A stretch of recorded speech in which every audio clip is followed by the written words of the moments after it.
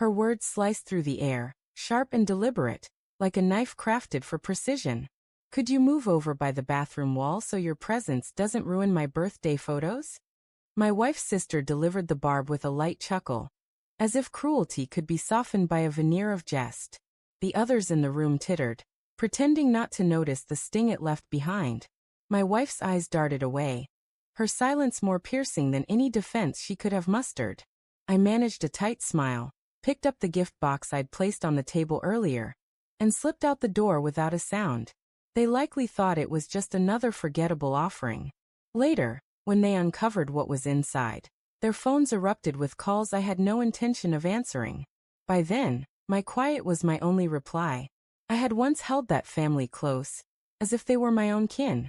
They called me the outsider, a label I wore with pride, believing it bound me to their circle of warmth and loyalty. Early on, I shrugged off their subtle digs, the sly comments about my career, the smirks at my clothing, the way my name seemed to trip awkwardly on their lips. For years, I let it pass, convinced love would shield me. I trusted my wife would stand by my side. But no shield ever formed. Instead, she joined their laughter, sometimes giggling before the punchline even landed.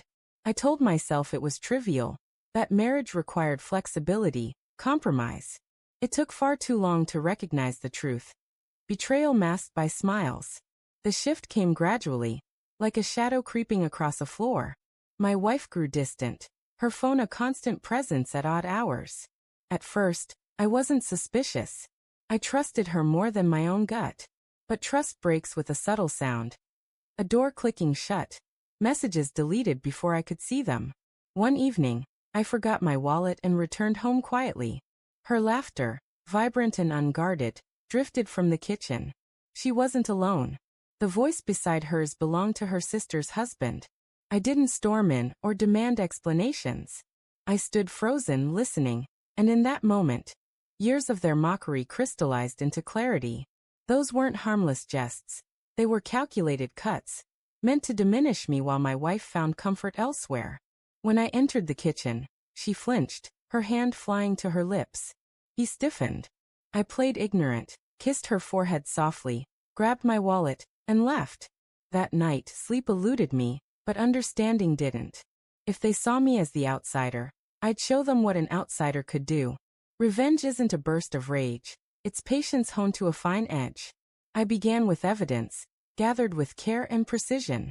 A small camera in the kitchen, another in the living room, nothing in the bedroom, as they weren't reckless enough for that. Within weeks, I had everything. Footage, recordings, a catalog of betrayal that could dismantle lives.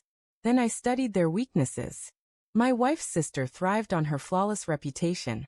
Her social media a showcase of polished perfection. Her husband, restless and weak, chased excitement but feared disgrace. My wife. She thought herself smarter than me, and that was her mistake.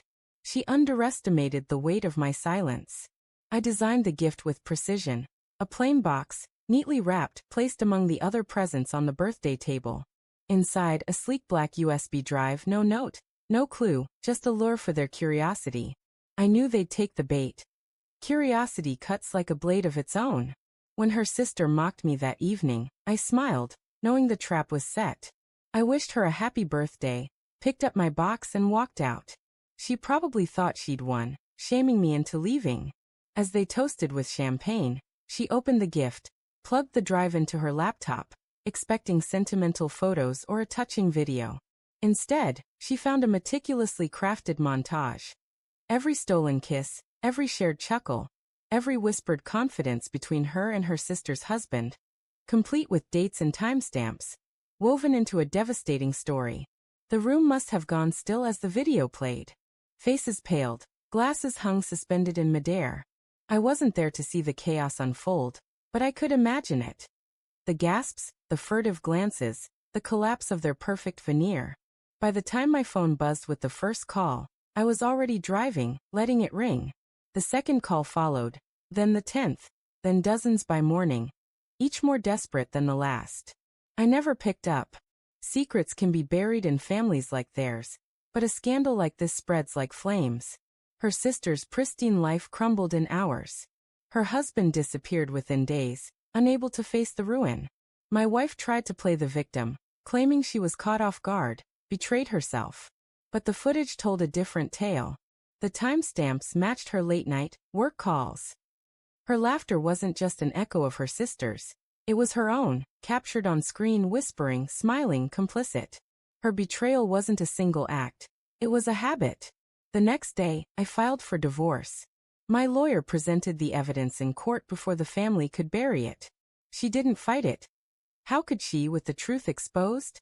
Her sister, once the boldest voice in any gathering, vanished from social media, unable to face the murmurs or the pity of friends who once envied her. I stayed quiet, letting their guilt fill the silence. Silence carries more weight than accusations. Weeks later, my wife showed up at my doorstep, her face unadorned, her hand ringless, her eyes hollow. She asked why I chose this path. I answered simply, because you all made me feel invisible, and I wanted you to feel the world's gaze searing into you. She cried. I shut the door. They still call sometimes, her sister, her husband, even her.